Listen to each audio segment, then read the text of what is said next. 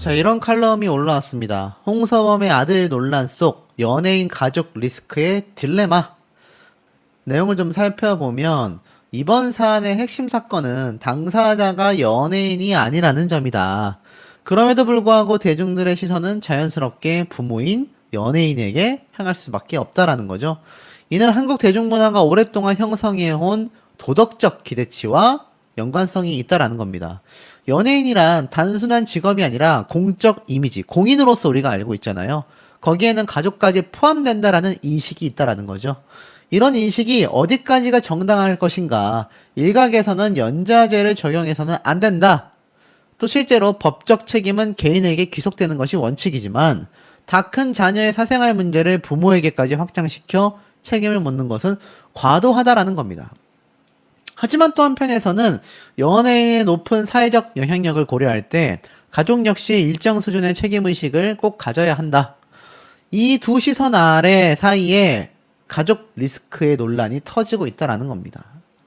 결국 이번 사태뿐만이 아니라요. 이경시 씨의 사례를 예로 들고 있습니다. 아들의 달걀 유통 사업. 제가 전달드렸던 거 한번 기억나십니까?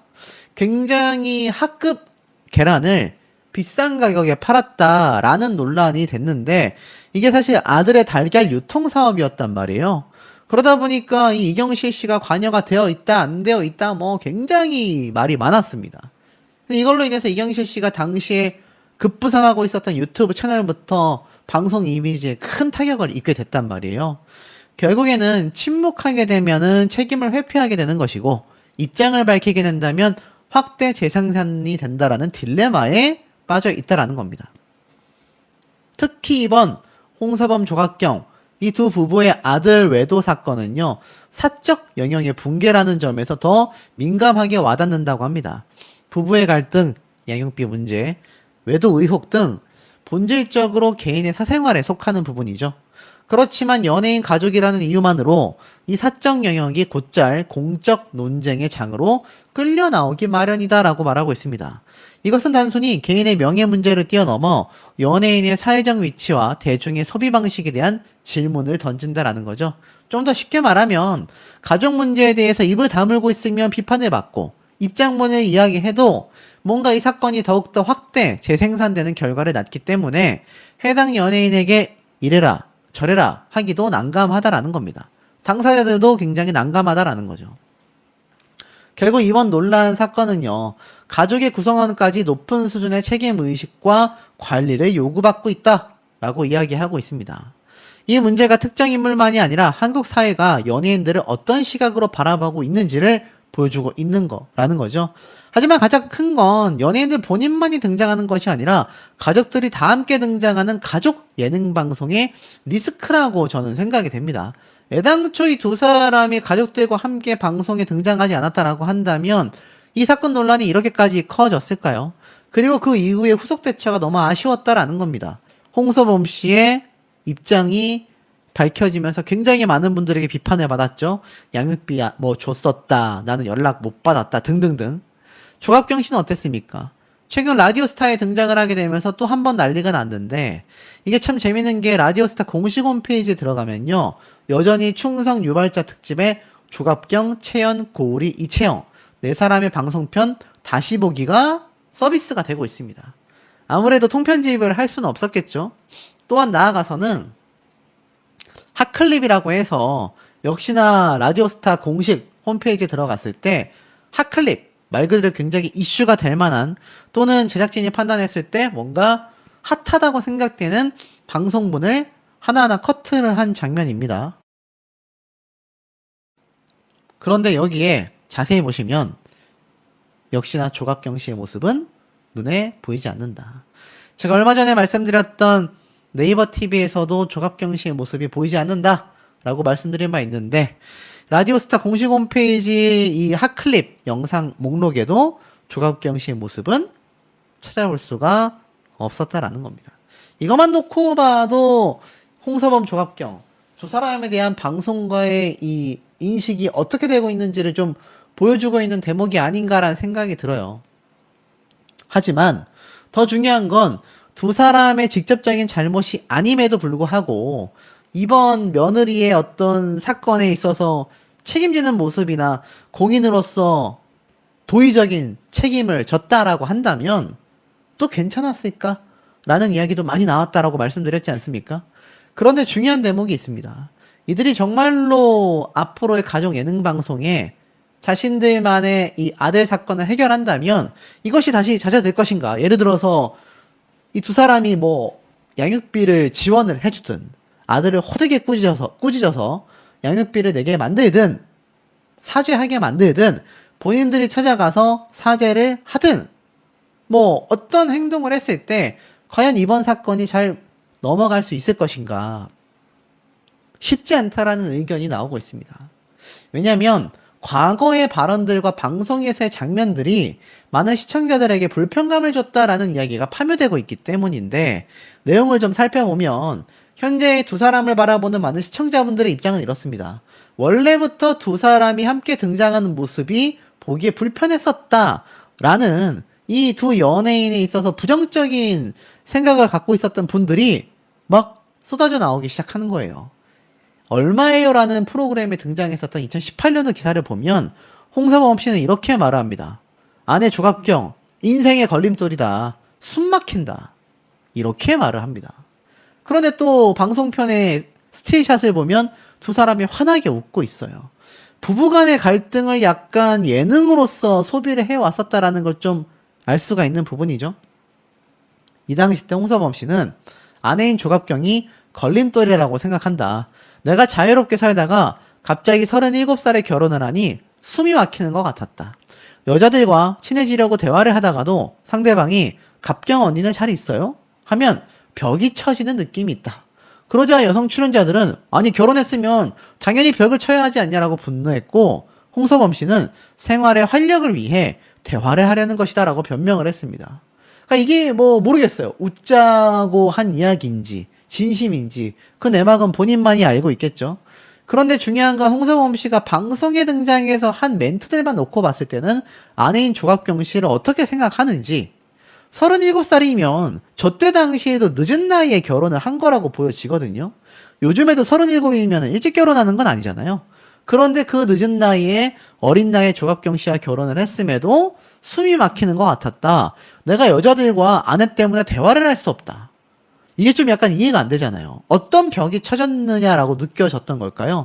당연히 유부남을 상대로 어떤 처녀가 일반 총각 대하듯이 대화를 이성적으로 하겠습니까? 그러기 어렵거든요. 그런데 아마 홍서범 씨는 그런 대화를 원했던 건지 다른 대화를 원했던 건지 모르겠습니다만 저런 발언은 당시에도 했습니다. 저는 개인적으로 저것이 예능 방송을 띄우기 위한 멘트였다라고 생각을 하고 싶어요. 진심이라기보다는. 그런데 이런 멘트의 문제는 또 있습니다. 그로부터도 한참 전인 7년 전인 2011년도. 2018년도가 지금으로부터 8년 전인데 그로부터도 7년 전. 그러면 지금으로부터 한 15년 전이잖아요. 이때 홍서범 씨가 뭐라고 했느냐? 나는 예쁜 여자를 보면 눈물이 난다라고 말했습니다. 저도 눈물이 많아요 라고 하니까 이 당시 때 패널들이 믿기지 않는 표정을 짓자 난 진짜다. 유진 씨를 고등학교 때 처음 뵀는데 저렇게 예쁜 여자가 있구나. 그러면서 눈물이 났다 라고 말합니다. 그러면서 조각경 씨 젊었을 때 사진이 나오는데 이게 무슨 말인가 하고 봤더니 평소에 눈물이 많다. 심지어 예쁜 여자만 봐도 눈물이 핑 돈다. 유진 씨를 처음 보고 저렇게 예쁜 여자가 있구나라고 눈물을 흘렸지만 아내 조각경을 봤을 때는 눈물이 안 났다라고 털어놓은 겁니다. 물론 이것도 예능방송의 멘트라고 저는 생각을 하고 싶습니다. 근데 이제 저게 예능적인 멘트라고 쳐도 시청자분들 입장에서는 불편함을 호소하는 거죠. 예능방송을 여러분 남성분들이 많이 보겠습니까? 여성분들이 많이 보겠습니까? 남성분들도 많이 보지만 상대적으로 특정 방송들을 제외하고는 폭넓은 시청을 하는 시청자들은 여성 시청자들이 상당히 많은 게 팩트입니다. 그리고 가정에서 이제 시니어 세대가 되어 방송을 보는 분들 중에 남편과 함께 보시는 분들도 있겠지만 특히 부부 관련된 예능 방송을 볼 때는 아무래도 남성분들보다는 여성분들이 많이 보시지 않겠습니까? 그러다 보니 이런 밉상 남편 컨셉인지 진심인지 모르겠지만 이런 홍서범 씨의 멘트와 발언이 시청자분들을 불편하게 만들다란 얘기예요. 급기야 이 상태에서 딸들과 함께 등장한 홍서범 씨의 가족인데 더 충격적인 말을 딸들이 쏟아냅니다. 홍서범 딸 홍석희, 아빠는 예쁜 여자를 좋아한다. 모르겠습니다. 이게 과연 올바른 멘트라고 해야 될까? 저는 좀 이해가 많이 안 되는 것 같아요. 두 딸이 홍서범 씨와 조갑경 씨와 함께 등장을 한 것도 모자라서 이런 멘트를 쏟아냈다라는 겁니다. 이 당시 때 보면 홍서범 씨의 딸 홍석희 씨가 이런 말을 해요. 남자가 예쁜 여자를 아빠가 예쁜 여자를 좋아하는데 남자가 예쁜 여자 앞에서 흥이 나는 건 어쩔 수 없는 본능인 것 같다. 아빠가 얼마 전 음식점에서 예쁜 직원의 이름을 부르며 잘 부탁한다고 했다. 노안이 온 아빠가 이름표를 어떻게 받는지 모르겠다. 라고 이야기를 했습니다. 모르겠어요. 이것도 예능 멘트라고 하고 싶은데 이게 어떻습니까? 결이 유사하죠. 홍서범 씨와 조갑경 씨가 부부인 서로를 지적하거나 티격태격하며 싸우는 모습이 이제는 딸들로 전이되어 딸들이 아빠를 고발하는 형태, 그것도 이성과 관련된. 이때까지 홍서범, 조갑경 두 사람의 이 예능 방송의 흐름을 보면 항상 이렇게 와이프를 두고 다른 여자를 바라보거나 다른 이성의 이야기를 쉽게 하는 컨셉이 이어져 온 게 아닌가 싶습니다. 근데 이게 급기야 딸들로까지 이어진 거예요. 딸들까지 우리 아빠는 예쁜 여자 좋아한다. 예쁘고 어린 다른 여자 이야기를 딸들의 입에서 나온다라는 거는 이게 가족 예능 방송에서 볼 땐 그 당시엔 웃고 넘어갔겠지만 이들의 남형제인 홍석준 씨 그리고 홍서범 씨의 아들이 바람을 폈다라는 부분에 있어서 놓고 봤을 땐 이 발언이 이제 웃기게만 들리겠냐라는 겁니다. 심각할 수밖에 없는 거죠.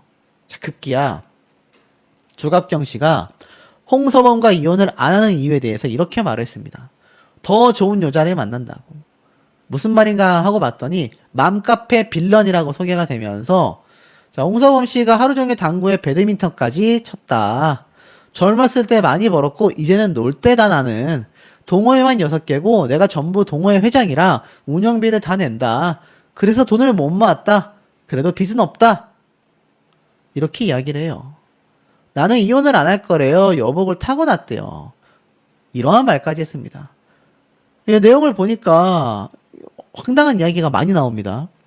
둘째 출산 때 진통이 와서 병원에 가자고 했는데 그때 내가 지뢰게임 기록을 세우고 있었다. 첫째 출산 경험이 있어서 그렇게 급한 상황도 아니었다. 아내가 지뢰는 군인이 찾아야지 왜 당신이 찾냐라고 했다. 병원에 갔는데 내가 배가 고픈 걸 못 참아서 밥을 먹으러 갔다. 그런데 밥이 나오기도 전에 출산했다고 연락이 오더라. 그래서 밥을 조금만 먹고 얼른 갔다라는 겁니다. 그러니까 이게 좀 이해가 안 되는 발언들이 예전부터 상당히 많이 나온 거예요. 그래서 패널들이 이혼하신 상태는 아니죠? 탁재훈 씨가 이혼 3번은 당했어야 된다라고 말을 합니다. 그러자 홍서범 씨가 아내가 절대 이혼을 안 할 거라고 했다. 싸우고 헤어진 적이 있다. 아내가 무당을 찾아가서 나에 대해 물어봤더니 내가 여복을 타고 나서 헤어지면 더 좋은 여자를 만난다고 했다더라. 그게 열받아서 다시 나에게 연락했다. 그리고 노후가 가장 걱정이었는데 아내가 날 절대 안 버린다고 하여 걱정이 사라졌다. 그러니까 이런 멘트와 컨셉이 글쎄요. 지금 이 아들의 외도 논란이 터진 시점에서 많은 방송가에서 찾을지가 좀 미지수가 아닌가라는 생각이 저는 개인적으로 듭니다. 공연의 가능성이 높습니다. 티켓 예매일도 5월 9일 토요일로 예정되어 있고 티켓 구매 위한 페이지에 들어가 보면 오후 5시에 공연 시작을 알리고 있습니다. 그런데 남아있는 티켓 개수가 295장입니다. 이게 예를 들어서 뭐 5천석, 6천석을 차지하는 큰 공연이라면 몇백석 남은 건 굉장히 공연 한 달을 앞두고서 호재라고 할 수 있겠죠. 하지만 현실은 그렇지 못하다라는 것이 팩트인 것 같습니다. 이게 바로 홍서범 씨가 공연을 하는 현장인데 이 현장이 어디냐면 김해에 위치한 문화의 전당입니다. 문화의 전당이면 보통 좌석이 한 300석? 400석 내외인 경우가 많습니다. 그래서 실제로 이 스테이지의 규모와 자리의 상태를 보면은 지금 스테이지가 이렇게 눈앞에 보이실 거고 이게 무대인 거죠. 그리고 컬러로 표시된 구역이 전부 다 빈자리가 아니라 이게 전부 다 남아있는 자리입니다. 회석으로 되어 있는 공간만이 이미 예매가 끝난 자리라고 보시면 될 것 같아요. 이게 295석이 남았는데 판매된 좌석을 제가 한번 세볼 수 있을 것 같습니다. 하나, 둘, 셋, 넷, 다섯, 여섯, 일곱, 여덟, 아홉, 열, 열하나, 열둘, 열셋, 열네, 열다, 열여, 열일곱, 열여덟, 열아홉, 스물, 스물하나, 스물둘, 스물셋, 스물넷, 스물여, 스물일곱, 스물여덟, 스물아홉, 서른, 서른하나, 서른둘, 서른셋, 서른넷, 서른다, 서른여, 서른일곱, 서른여덟, 서른아홉, 마흔, 마흔하나, 마흔둘, 마흔셋, 마흔넷. 1층에 44석 정도 남았고요. 2층에 요렇게 4자리를 빼면은 한 48석 정도 티켓팅이 된 것 같습니다. 그러면 295석이었는데 48석이면 뭐 얼추 계산해도 한 6분의 1 정도가 판매가 된 거 아니겠습니까? 그러니 남은 자리가 너무 많다라는 거죠. 뭐 온라인상에서 흔하진 않지만 보통 논란이 생기는 경우 그 가수의 콘서트 티켓을 취소하는 사례가 최근 현역가왕에서도 조금 있었다라고 제가 말씀을 드렸습니다. 가수들에게 논란이 생긴 것이 아니라 방송 경연 오디션의 내용이 마음에 들지 않았다라면서 취소하신 분들도 계셨거든요. 그 이후에 또 다시 뭐 재구매도 이루어지긴 했지만 결국에는 홍서범 씨 역시 어떤 논란거리가 터지고 났기 때문에 티켓팅이 잘 이루어지지 않았거나 취소됐을 가능성도 배제하기는 어려워 보입니다. 특히나 이 두 사람이 직접적인 논란을 야기시킨 건 아니지만 제가 여러 번 강조드렸다시피 뭐 제대로 된 사과문, 제대로 된 전 며느리와의 어떤 화해 이런 것이 빠르게 이루어졌더라면 굉장히 좀 이 사태를 빨리 넘길 수 있었을 것 같거든요. 이것은 최근의 박나래 씨 사태와도 별반 다르지 않습니다. 아시겠지만 이 박나래 씨가 최근 매니저와의 갈등으로 인해서 폭로전이 굉장히 이어졌단 말이에요. 근데 이게 굉장히 폭로전이 길어졌고 결국 박나래 씨가 경찰 출석까지 하면서 조사받는 모습이 많은 대중들에게 공개가 되기도 했습니다. 사실 이것도 매니저와 박나래 씨 간에 빠른 화해가 있었다라고 한다면 이렇게까지 서로가 서로를 폭로하는 사태가 벌어진다거나 사건의 규모가 커지지는 않았. 방송 PD들도 두 사람의 직접적인 잘못이 아니라는 걸 알아요. 하지만 많은 시청자분들이 이 두 사람에게 너무나 큰 실망을 했고 나아가서는 가족 예능 방송에서는 얼굴을 비추는 것이 타당하냐 라는 많은 분들의 의견이 여전히 빗발치고 있습니다. 두 사람이 방송에 나오는 걸 보고 싶지 않다라는 분들의 의견이 꽤 많은 상태예요. 그러니 제가 당장 방송국 PD라고 하더라도 두 사람 또는 둘 중에 한 명을 섭외하기가 굉장히 껄끄러워질 수밖에 없습니다. 더불어서 본인들 역시도 섭외가 온다 하더라도 그걸 흔쾌히 승낙하고 나가기가 대중들의 눈치가 많이 보일 수밖에 없는 그런 상황에 놓여지게 됐다라는 겁니다. 자, 그런데 이 와중에 사실 놀라운 것이 있습니다.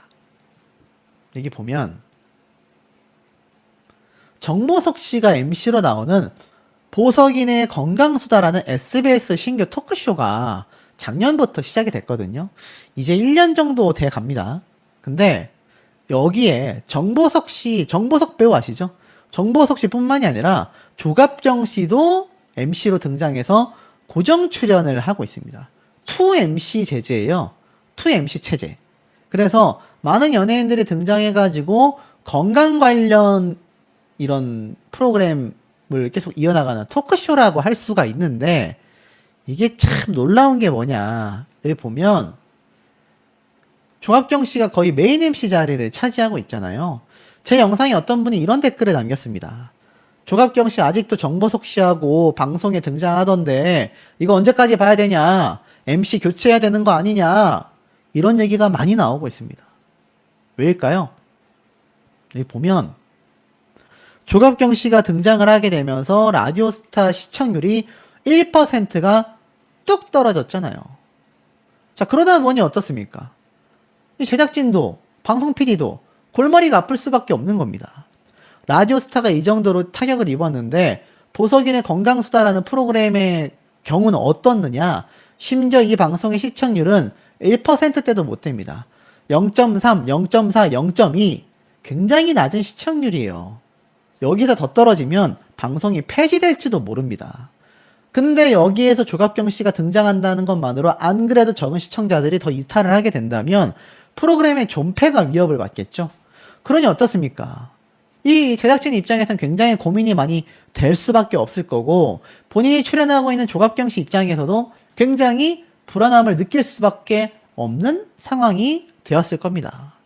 이 라디오스타라는 정말 MBC의 굵직한 장수 예능 방송마저도 시청률이 하락하며 일대 어떤 논란과 불만이 폭발을 했는데, 자, 저 정도 규모의 방송 프로그램이라면 더욱더 타격이 클 수밖에 없지 않겠습니까? 이런 일들이 반복되는 이유가 따로 존재했었다라는 겁니다. 그래서 입장 표명을 했다는 것이 아닐까. 차라리 언론사를 통해서 최근에 발표한 사과문이 담긴 입장문 발표만 했다면 차라리 낫지 않았을까라는 생각이 듭니다.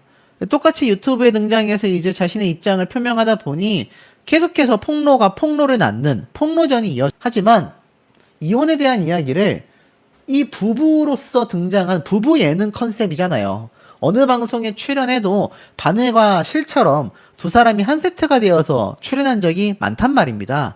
특히 두 부부의 관계가 티격태격하는 컨셉, 뭐 이런 컨셉은 최양락, pen현숙 부부라던가 이봉원, 박미선 이런 부부의 계보를 잇는다고도 할 수 있겠죠. 하지만 지금은 아들이 외도를 해버렸단 말입니다.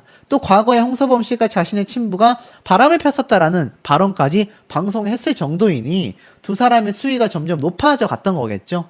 심지어 홍서범 씨는 나의 노후 대책은 미녀 가수 조갑경이다. 지금은 종합 예술인이 돈을 쓰고 있고 노후에는 미녀 가수가 돈을 쓴다. 조갑경 씨가 어린 반푼어치도 없는 소리를 한다. 나의 노후는 미녀 가수가 책임을 진다. 미녀 가수의 노후는 3남매가 책임을 진다. 남편으로서 자녀들이 보기에도 아내가 보기에도 한심스럽다라는 이야기가 당시도 많이 나왔습니다. 이때 뭐라고 했냐면 홍서범 씨가 노후 대책의 질문에 대해 그러면서 홍서범 씨가 옛날에 드라마를 봤는데 누가 돈을 던지는 걸 봤다고 엄마가 그걸 하고 싶다고 하더라. 그래서 내가 10,000원짜리를 바꿔서 얼굴에 던져줬더니 좋아하더라 라고 말을 한 겁니다. 그러자 조갑경 씨가 난 좋아하지 않았다. 화를 냈다. 너희 아빠는 웬만한 여자랑 결혼했으면 이혼했을 거다. 이렇게 말을 한 겁니다. 놀랍죠? 그러니까 사실 뭐 13년 전에도 이혼 얘기가 나왔는데 13년 이후에도 이혼 이야기가 나올 정도로 이 두 부부의 결혼 생활이 예능 방송에서 소비되는 컨셉인 건지 진짜로 위태위태한 모습이 많이 나올 정도로 심상치 않은 건지 뭔가 헷갈린다라는 거예요. 그 우리들의 차차차 춤추는 프로그램에서도 제가 여러 번 말씀드렸죠. 홍서범 씨가 조갑경 씨에게 뭔가 순간 욱해서 입을 다물고 있어라. 굉장히 강력하게 이야기를 했고 조갑경 씨가 당황하는 모습이 방송을 그대로 타기도 했잖아요. 그러니까 이런 이미지가 안 그래도 쌓여오고 있었는데 앞에 말씀드렸던 자신의 아들이 바람을 피게 되면 이런 모습들은 아마 시청자들에게 굉장히 반감을 살 수도 있지 않을까라는 생각도 듭니다. 이어집니다. 부모가 도대체 무슨 죄를 지은 거냐? 아니다. 손녀 문제를 굉장히 방관한 죄가 있다. 홍서범 조갑경 아들 불륜 논란이 굉장히 팽팽하다라는 비판이 빗발치고 있습니다. 그러니까 내용을 사실 살펴보면 여전히 와에도 등장을 했습니다. 최근 탐정들의 영업비밀인 채널 A, 미우새, 신발 벗고 돌싱 포맨, SBS에도 등장을 많이 해왔습니다. 그리고 최근 MBC에서 작년에 다 컸는데 안 나가요. 이게 뭡니까? 이게 제가 알기로는 두 사람이 두 딸과 함께도 등장을 했었던 그러니까 캥거루족을 빗댄 이 자신들의 두 딸, 자녀를 양육 아닌 양육을 하고 있는 이런 모습들이 공개가 되면서 당시에 이들의 방송편 시청률이 괜찮았습니다. 뭐 엄청 높았다고는 할 수는 없지만 애당 GBS 프로그램 등 역시 이들이 출연한 예능 방송은 어떤 특징이 있습니까? 재방송을 합니다. 재방송. 종편 방송사와 MBC, SBS와 같은 이 공중파의 세컨 채널들에서 이들이 등장했었던 예능 방송편이 재방영이 되는 경우가 굉장히 많아요. 근데 여러분 그거 알고 계십니까? 재방영이 되면 여기에 출연하면서 등장했었던 이 출연진들의 출연료 있잖아요. 여기에 대한 로얄티가 차후에도 분배되는 경우도 있는 걸로 제가 알고 있습니다.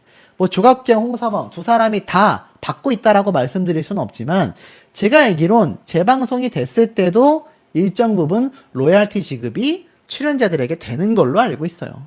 그러니까 홍서범, 조갑경 두 사람이 지금 뭐 홍서범 씨는 25년도에 다 컸는데 안 나가요가 가장 큰 예능 출연이었고 조갑경 씨는 최근에 라디오스타가 게스트로 등장한 것이 가장 큰 예능 출연이었는데 이들이 따로 방송에 나가지 않는다 하더라도 앞으로 방송에 나가지 않는다 하더라도 이들이 등장했었던 이 방송 위자료와 양육비 산정 기준에 현실이 있다.